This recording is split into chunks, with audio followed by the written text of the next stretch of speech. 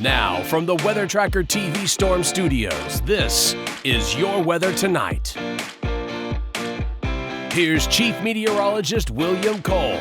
All right, folks, here we go now, heading right on into our Wednesday evening. And I tell you what, it's going to be a stormy evening around the area. The opportunity of heavy rain, some localized flooding, severe weather, all of that is in the forecast. I want to get you caught up now on the storm timeline as we go through the evening and still tracking our next fall cold front. Still talking about a cooler weekend. Again, what exactly does that mean? Details on that coming up. But first of all, this would be your Wednesday evening.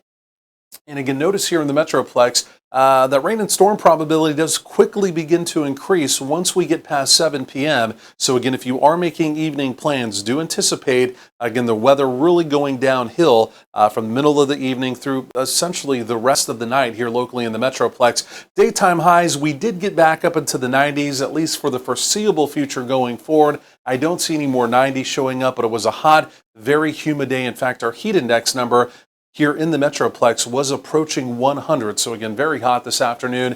DFW again topping out right around 92. Okay, talking about the opportunity of severe weather. Number one, this is severe thunderstorm watch number one. This is through 10 p.m. I would anticipate an additional watch being issued a little bit further to the south. Notice it does include Denton and Collin County here in the Metroplex.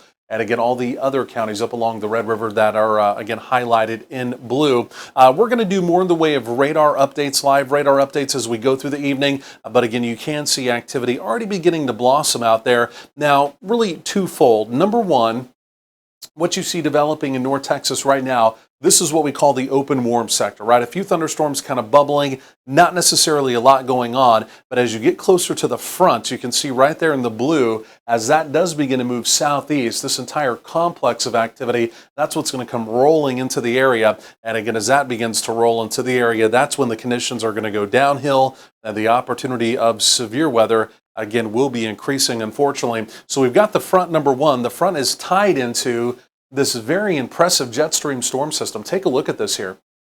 Again, you can see the big dip. That's going to be coming out as we go through the evening and tonight. Very impressive. And again, all of that along with the very hot, very humid temperatures we saw out there today, yes, that is going to spell that opportunity of severe weather. More likely opportunity of severe weather highlighted in pink. That would be an enhanced risk from the Storm Prediction Center, but truly across the rest of the area, all of North Texas now painted in red. And again, the opportunity this evening, even through the overnight, of severe weather is in the forecast. So we'll break that down a little bit further. Number one, it's a very low-end tornado zone, but again, your tornado probability is not zero. Could there be a tornado warning or two? Not impossible, but my bigger concern, I think, now as we go through the evening, it is going to be wind, and we may have some wind gusts, damaging wind gusts, 70, potentially even up to 75 miles per hour, especially in our northwestern counties. But again, even here in the Metroplex, I think our biggest concern is going to be wind as that complex of activity does begin to move on in.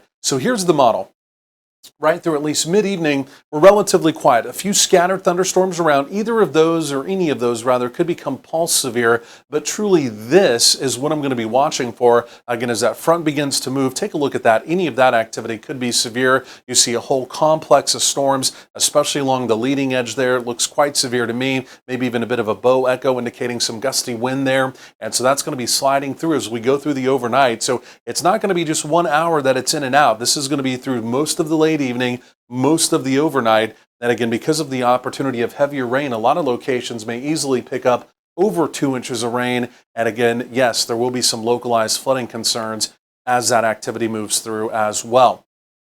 So temperatures overnight, again, becoming rain cooled, easing down through the 60s. And well, even as we go through tomorrow, again, as we begin to transition into our Thursday, again, temperatures, they do begin to rebound back into the 80s. And in fact, we'll skip ahead in time here all the way into Friday, temperatures in the 80s as well. So let's go and kind of break that down a little bit further. For tomorrow, Thursday, again, we taper off the rain and storm chances again early in the day. In fact, by noon, I think basically all of it's gone. You can see some lower to mid 80s to close out your work week. Our next cold front, though, it does come through late on Friday. And take a look at this. Sets up a, we'll call it cooler weekend. Overnight lows down in the 50s, daytime highs only in the 70s, and then potentially another rain and storm chance at the end of next week. But again, that is a much better looking 12-day forecast compared to what we've had. More on the severe weather opportunity next.